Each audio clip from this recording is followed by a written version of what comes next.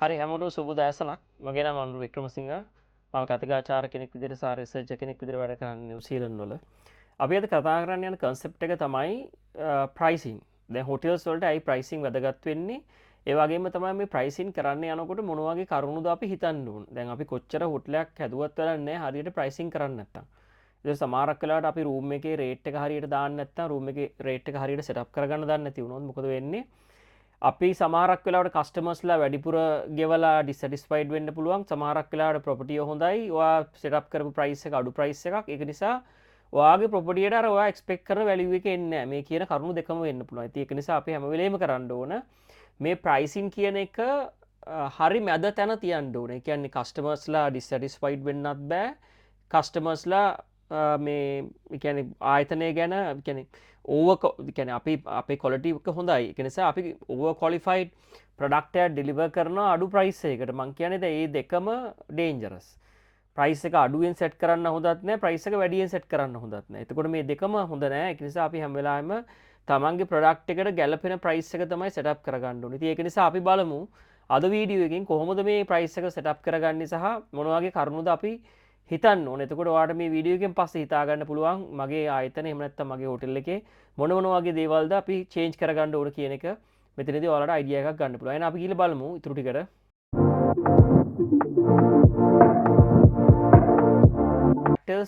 consider when making pricing for small hotels එතර ප්‍රයිස්ය setup කරන්න යනකොට මොනවද අපි බලන්න ප්‍රධාන දේවල් ටික එතකොට මේ දේවල් අනිවාර්යෙන්ම තියෙන්න්න ඕන තමන්ගේ ආයතන ඇතුළේ ප්‍රයිස්සක සටප් කරනකට අප බලම යන එකින්නෙකට රයි් එතකොට මේ ප්‍රයිසින් කියන එක ඉතාමත් ක්‍රටිකල් ස්ටටජික් ක්‍රටිකල් ඩිෂන් එක ෆෝ ස්මෝල් හොටෙල්ස් ඇයිම මේ පොයින්ට එක දාලා තියෙන්නේ දැන් මුලින් කිව්ව වගේ ප්‍රයිසින් එක වරද්දගත්තුත් ප්‍රශ්නයක් ප්‍රයිසින් එක වරද්දගත්තු අපිට කරෙක් කරන්නත් හරි අමාරු ඒ වගේම තමයි තමන්ගේ බාන්්ඩේ ආයතනය ඇතුළේ කැනෙ මාකට් එකේ තමන්ගේ ආයතනය මාකට් එක පොසිෂන් වෙන්න පුළුවන් බොහොම ලෝ තැනක ඉති මෙ මේ කියන ගැටලු දෙකම තියෙන ඒකන අපි තේරුම් ගන්නවන් ප්‍රධානදේ තමයි තමන්ගේ ප්‍රඩක්් එක හරියට ප්‍රයිස් එක සෙට් කරලා මාකට් එක තියෙන්න්න ඕන තැනට පොසිෂන් කරගන්නඩුවන ඉති මංවාලට පස වීඩියක් කරන්න පොසිෂනින් කියන මොක්ද කියන එක අපි බලමුව දෙනම් ප්‍රයිසිං වලට ඕන ප්‍රධාන පොයින්ස්ටික් මොනොද කියලා පලවිනි එක තමයි පලවිනි පොයින්ට් එක තමයි මාකට් ඩිමාන්ඩන් සීසනලිටි කියන එක අපි ලංකාවගේ රටක් ගත්තුතින් අපිට ප්‍රධාන වශයෙන් බලාගන්න පුළුවන් සීසන් දෙකක් තියෙනවානේ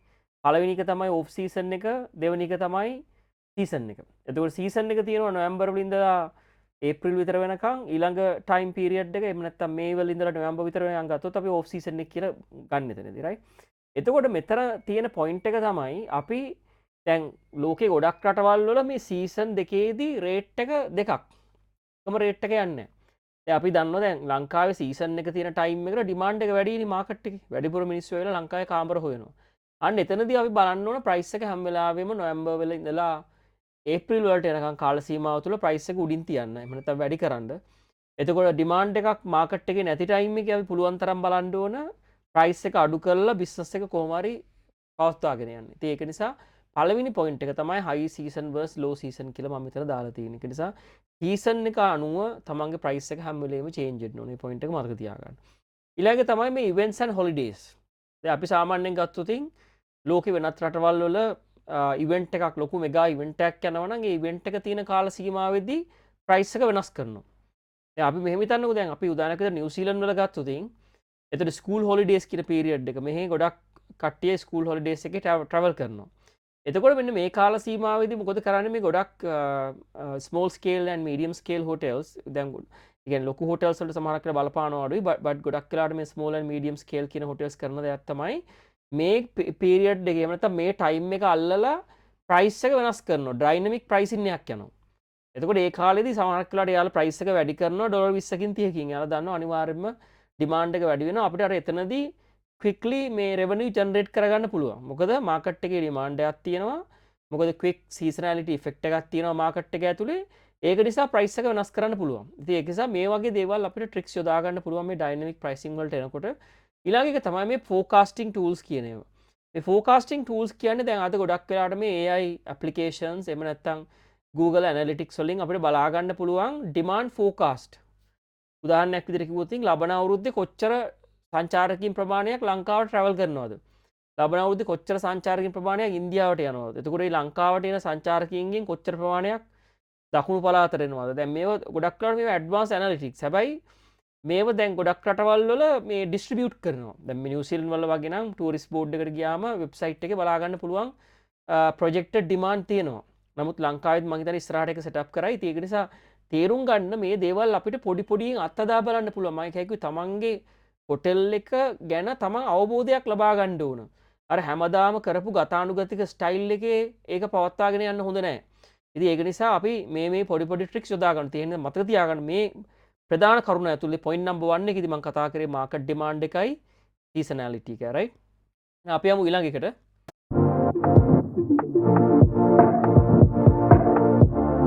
හරි එතකොට දැන් ඊළඟ පොයින්ට් එක තමයි මේ කම්පිටිටර් ප්‍රයිසිං ඇනලිසිස් එක. එතකොට අයි අපි මේ කම්පිටිටර්ස්ලාගේ ප්‍රයිස් එක ඇනලයිස් කරන්න ඕන අපිට අයිඩියා එකක් ගන්න ඕන අපිට සමාන ප්‍රොපර්ටි එක මොන වගේ ගාණක්ද මාකට් එක ඇතුලේ සෙටප් කරලා තියෙන්නේ කියලා. එතකොට දැන් අපි මෙතනදී මතක තියාගන්න ඕන දෙයක් තමයි අපි හැම වෙලාවෙම අපේ ප්‍රොපර්ටි එක කම්පෙයාර් කරන්න ඕන අපිට සිමිලර් ප්‍රොපර්ටි එකක් එක්ක. එතකොට සමහරක් වෙලාවට දැන් අපි සෙට් කරපු ප්‍රයිස් එක $70 නම් එතකොට ඒ සිමිලර් ප්‍රොපර්ටි ප්‍රයිස් එක $100 යනවා නම් අපි බලන්න ඕනේ ඇයි යාලා 100 දෙන්නේ කියලා. මොකක්ද ඒකේ මොනවා හරි වැලියු ඇඩිෂන්ස් තියෙනවද කියලා. එතකොට සමහරක් වෙලාවට වැලියු ඇඩිෂන්ස් තියෙනවා නම් ඊතර ගැටලුවක් නැහැ. මොකද යාලා වැලියු ඔප්ෂන්ස් තව දීලා තියෙනවා. ඒකයි යාලගේ ප්‍රයිස් එක වැඩි වෙලා තියෙන්නේ. සමහරක් වෙලාවට දැන් අපේ ප්‍රොපර්ටි $70යි අපිට අපි වගේම තවත් ප්‍රොපර්ටියක් සෙල් කරනවා $90කට. අන්න එතන ගැටලුවක් තියෙනවා. එහෙනම් අපි බලන්න ඕන අපේ ප්‍රොපර්ටිය අපි අන්ඩර් වැලියු කරගෙන තියෙන්නේ. ඒ වගේම තමයි සමහරක් වෙලාවට දැන් මාකට් එකේ හැමතැනම තමන් හා සමානව ෆැසිලිටිස් තියෙන ප්‍රොපර්ටිස් වල ගාන $70යි ඔයා ඉන්නවා $80. එතකොට ඔයාලට බිස්නස් එක නැති වෙන්න පුළුවන්. ඉතින් ඒක නිසා තේරුම් ගන්න හැම වෙලාවෙම වැඩිපුර charge කරන්න යන්නත් එපා, අඩුවෙන් charge කරන්නත් එපා. හැමතිස්සෙම value එකට සමාන price එකක් set කරගන්න ඕනේ. ඒකට idea එකක් ගන්න තමයි අපි මේ competitive pricing එක දිහා අපි පොඩ්ඩක් analysis එකක් කරලා බලන්නේ.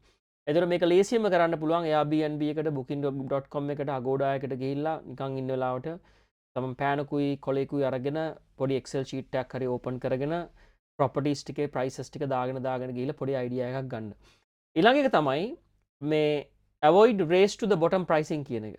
දැන් අපි හැමෝම competition එක ඇතුලේ තරඟ කරලා අපේ price එක drop කරගන්නවා නම් මොකද එතනදී අපිට පාඩු වෙනවා. හැමෝටම පාඩු වෙනවා. දැන් ගොඩක් වෙලාවට ඔයාලට මේක බලා ගන්න පුළුවන් ලංකාවේ beach පොඩි SMEs එහෙම නැත්නම් අපි කියුවොත් small and medium scale enterprises තියෙනවා. තමන්ගේ price එක ගොඩක් drop කරගෙන තියෙන්නේ. ඒ කියන්නේ සමහරක් වෙලාවට $20යි 30යි. එතකොට දැන් මේවා under value කරන් තියෙන්නේ. දැන් මේ අන්ඩර් වැලියු වෙලා තියෙන්නේ අය මේ ප්‍රයිස් කම්පිටිෂන් එකට යන්න ගිහිල්ලා. ප්‍රයිස් කම්පිටිෂන් එකට හැමෝම යන්න ගියාට පස්සේ මේක අන්ඩර් වැලියු වෙලා තමන්ට අර තමන්ගේ ඒරියා එකේම තියෙන ටූරිසම් වලට තියෙන ක්වොලිටි එක නැති වෙලා යන්න පුළුවන්. ඉතින් ඒක නිසා හැමතිස්සෙම මතක තියාගන්න තමන්ගේ ප්‍රොපර්ටි එකේ තියෙන යුනික්නස් එක කොහොමද වැඩි කරගන්නේ. මම දැන් ඔයාලට තව වීඩියෝ එකක් කරලා ඉස්සරහට පෙන්නන්නම් කොහොමද මේ මොන වගේ දේවල්ද අපිට මේ යුනික්නස් එක වැඩි කරන්න පුළුවන්. මේ value added options කොහොමද අපිට add කරගන්න පුළුවන්. ඒක නිසා මතක තියාගන්න මේ price competition එකත් එක්ක හැම වෙලේම යන්න එපා. ගිහිල්ලා තමන්ගේ property under value කරගන්න යන්න එපා. ඒක බොහොම වැරදි වැඩක් තමයි මේ industry එකේදී කරන. ඊළඟට අපි බලමු එහෙනම් point number 3 එක මොකක්ද කියලා. point number 3 එක තමයි මේ target market එකයි customer segment එකයි හරියට තේරුම් ගන්න ඕන. අපි property එකක් open කරලා සුද්දෙට කාමරයක් විකුණනවා කියන mindset එකේ හිටියොත් අපිට අපේ ප්‍රොපර්ටි එක දියුණු කරගන්න හරි අමාරු වෙනවා. සමහරක් වෙලාවට දියුණු කරගන්න පුළුවන් ඔටෝමැටිකලි දියුණු වෙයි. හැබැයි අපිට අර දැනට දියුණු වෙන වේගයට වඩා තවත් වේගෙන් අපිට ඉස්සරහට යන්න පුළුවන්. අපි ප්‍රොපර්ටි එක මොන වගේ ක්ලයන්ටේල් කෙනෙක්ටද එහෙම නැත්නම් මොන වගේ ගෙස් කෙනෙක්ටද මේක විකුණන්න යන්නේ කියලා. දැන් අපි නිකන් හිතලා බලන්නකෝ. අපි මාකට් එකට ගියාට පස්සේ අපි මාකට් එකේ භාණ්ඩයක් ගන්න අපිට සල්ලි තියෙන විදියටනේ. සල්ලි වැඩිපුර තියෙන එක්කෙනෙක් ප්‍රොඩක්ට් එක වෙනස් වෙන්න පුළුවන්. සාමාන්‍ය විදියට තියෙන කෙනෙක්ගේ ප්‍රොඩක්ට් එක වෙනස් වෙන්න පුළුවන්. ඊට අමතරව ලෝ ස්පෙන්ඩින් පවර් එකක් තියෙන කෙනෙක්ගේ බයින් පවර් එක වෙනස් වෙන්න පුළුවන්. ඉතින් ඒකට අනුව අපි ප්‍රොඩක්ට් එක මාකට් එක ඇතුලේ තේරුම් ගන්නවා. ඉතින් ඒක නිසා මතක තියාගන්න ඕන දේ තමයි මේ අපිට හමු වෙන එක ආකාරයේ එහෙම නැත්නම් ඩිෆරන්ට් ක්ලයන්ටේල් සෙග්මන්ට්ස් තියෙනවා. මේ සෙග්මන්ට් වල රික්වයර්මන්ට් එක මොකක්ද කියන එක අපි හරියට අවබෝධ කරගන්න ඕනේ. දැන් උදාහරණයක් විදිහට leisure and pleasure ක්ලයන්ටේල් එකක් තමයි වැඩිපුර ලංකාවට එන්නේ මේ හොලිඩේ ගත කරන්න. ඒ වගේම තමයි කොළඹ ඒරියා එකට එන්න පුළුවන් කස්ටමර්ස්ලා බිස්නස් ක්ලයන්ට්ස්ලා. ඒ වගේම තමයි ඩිජිටල් නෝමැඩ්ස්ලා ඉන්නවා. ඒ වගේම තමයි ෆැමිලිස් ඉන්නවා. එතකොට දැන් මේ වගේ කස්ටමර්ස්ලාට අපි සර්ව් කරනකොට ඩයිනමික් ප්‍රයිසින් එකක් යූස් කරන්න ඕන. දැන් ලෝකේ ගොඩක් රටවල් වල දැන් ෆැමිලි එකක් ඇවිල්ලා ගොඩක් එක්ස්ටෙන්ෂන් එහෙම නැත්නම් ගොඩක් එක්ස්ටෙන්ඩඩ් හොලිඩේ එකක් ගත කරනවා නම් අපි අර ඩේලි ප්‍රයිස් එක දීලා හරියන්නේ නැහැ. අපි සමහරක් වෙලාවට ප්‍රයිස් එකේ පොඩි ඕල්ටරේෂන්ස් කරලා කස්ටමයිස් ප්‍රයිසින් එකක් දෙන්න බලන්න ඕනේ. එහෙම නැත්නම් නිව් ප්‍රයිසින් ඔප්ෂන්ස් වලට යන්න ඕනේ. එතකොට සමහරක් වෙලාවට දවසට ඩොලර් 70ට නම් විකුණන්නේ අපි මාස 6කට අවුරුද්දකට දෙනවනම් අපිට ඒකට ඩොලර් 50කට ඩොලර් 60කට ඩ්‍රොප් කරන්න පුළුවන් අපේ කොස්ට් ෆැක්ටර්ස් බලලා. ඉතින් ඒක නිසා ඒ වගේ අර ඩයිනමික් ප්‍රයිසින් ඔප්ෂන්ස් අපි හැම වෙලාවෙම යූස් කරන්න ඕන. ඒ වගේම තමයි මේ ප්‍රයිසින් ගැන අප්ඩේට් වෙන්න. ඊළඟ එක තමයි මේ ෆ්ලෙක්සිබල් ඔප්ෂන්ස් කියන එක. දැන් මම ෆ්ලෙක්සිබල් ඔප්ෂන්ස් කියලා මේකට පොයින්ට් එකක් දාලා තියෙන්නේ. සමහරක් වෙලාවට දැන් අපි ප්‍රයිස් එක සෙට් අප් කරනකොට අපිට යන්න වෙනවා මේ ෆ්ලෙක්සිබිලිටි කියන එකට. එතකොට දැන් අපි හිතන්න ක්ලයන්ට් කෙනෙක් ඇවිල්ලා තමන්ගේ රූම් එක ඩිමාන්ඩ් කරනවා මාස 6කට. රයිට්? හැබැයි ඔයාට තව ක්ලයන්ට් කෙනෙක් ඉන්නවා ඇවිල්ලා අර ඩේලි රේට් එක $100 ගානේ සතියකට ඉල්ලනවා. රයිට්? එතකොට අපි මේ දෙන්නගේ පොටෙන්ෂල් එක බලන්න ඕන. සමහරක් වෙලාවට ඔයාට වැඩිපුර ගේන් එකක් එහෙම නැත්නම් වැඩිපුර රෙවෙනියු මාජින් එකක් ජෙනරේට් කරගන්න පුළුවන් මාස 6කට දෙනකොට. රයිට්? ඉතින් ඒක නිසා ඔයාට දැන් ඔයාගේ ඩවුන් ද ලයින් එකේ ඉන්කම් එහෙමත් හිතන්නවා. ඔයාගේ ඩවුන් ද ලයින් එකේ ඔයාට හොඳ බිස්නස් පෝර්ට්ෆෝලියෝ එකක් තියෙනවා නම් එහෙම නැත්නම් ඔයාට හොඳ රිපීට් ක්ලයන්ටේල් එකක් ඉන්නවා නම් ඔයාට වොරි වෙන්න ඕනේ නැහැ ලොන්ග් ටර්ම් දෙන්න. මොකද ඔයාගේ කාමරයක් කිසිම වෙලාවක හිස් වෙලා තියෙන්නේ නැහැ. ඔයාට බැක් ටු බැක් අරයිවල්ස් තියෙනවා. ඉතින් ඒ වගේ සිටුේෂන් එකකදී ඔයා බොරු වැඩක් කරන්නේ මුළු මාස 6කටම තමන්ගේ එක කාමරයක් රිසර්ව් කරලා. හැබැයි දැන් ක්ලයන්ට් ඒ ගෙස් බජට් එක කෙනෙක් නම් තේරුමක් නැහැ දීලා. ඒක නිසා ඔයාගේ යන ස්ටෑන්ඩඩ් ප්‍රයිස් එකේදී ඔයාට බැක් ටු බැක් අරයිවල්ස් තියෙනවා නම් බැක් ටු බැක් රිසර්වේෂන්ස් තියෙනවා නම් අපි හිතන්න $100 ගානේ ඔයාට එක රූම් එකක් ඉවරනකොට තව රූම් එකක් යනවා. එහෙනම් ඔයා ඒ ගැන හිතන්න ඕනේ නැහැ. සමහරක් වෙලාවට ඔයා බිස්නස් එක හදාගන්න ස්ටේජ් එකේ එහෙම නැත්නම් ඩෙවලොපින් ස්ටේජ් එකේ ඉන්නවා නම් මේක හොඳ ඔපචුනිටි එකක් වෙන්න පුළුවන්. මේ කස්ටමයිස් එහෙම නැත්නම් ෆ්ලෙක්සිබල් කියන ප්‍රයිසින් ඔප්ෂන් එකකට යන්න පුළුවන්. රයිට්? එහෙනම් අපි බලමු පොයින්ට් නම්බර් 4 එක. 4 එක ගැන අපි කතා කරන්න යනකොට මෙතන ප්‍රධාන වෙනවා ඇයි මේකේ ප්‍රධාන වශයෙන් වැදගත් වෙන්නේ මේ කොස්ට් ස්ට්‍රක්චර් එකයි ප්‍රොෆිට් මාජින් එකයි. දැන් අපි හිතන්න දැන් අපි කාමරයක් දැන් අපි හොටෙල් එකක කාමරයක් ගත්තට පස්සේ අපිට යන කොස්ට් එකක් තියෙනවානේ. එතකොට දැන් ඔයාලා දන්නවා මේන්ලි කොස්ට් එක අපිට කොටස් දෙකකට බෙදන්න පුළුවන්. ප්‍රධාන වශයෙන් කොස්ට් ෆැක්ටර්ස් දෙකක් තියෙනවා. එකක් ෆික්ස්ඩ් එක එහෙම නැත්නම් වේරියබල් කොස්ට් එක. ෆික්ස් කොස්ට් එක කියලා කියන්නේ අවුට්පුට් එක අනුව තමන්ගේ කොස්ට් එක වෙනස් වෙන්නේ නැහැ. දැන් අපි හිතන්න අපි රෙන්ට් එකට හොටෙල් එකක් අරන් කරනවා කියලා. රෙන්ට් එක ඔයා මාසෙට ලක්ෂයක් ලක්ෂ 5ක් ගෙවනවා නම් කස්ටමර්ස්ලා ආවත් නැතත් ඔයා ලක්ෂ 5 ගෙවන්න ඕනනේ.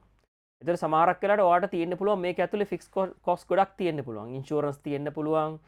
ෆයර් ඇන්ඩ් සේෆ්ටි මේ වගේ තමන්ගේ ලේබර් කොස්ට් එක මේ ඔක්කොම ඉන්නේ ෆික්ස් කොස්ට් එක යටතේ. එතකොට මේ ෆික්ස් කොස්ට් ෆැක්ටර්ස් ටික ඔක්කොම හරියට අපි තේරුම් ගත්තට පස්සේ ඊළඟට අපි බලන්න පුළුවන් වේරියබල් කොස්ට් එක. වේරියබල් කොස්ට් එක කියලා කියන්නේ අවුට්පුට් එකත් එක්ක හැම වෙලාවෙම වෙනස් වෙනවා. දැන් අපි උදාහරණයක් විතර ලිනන් ගත්තොත් ලිනන් වොෂ් කරන්න යන කොස්ට් එක වෙනස් වෙනවනේ.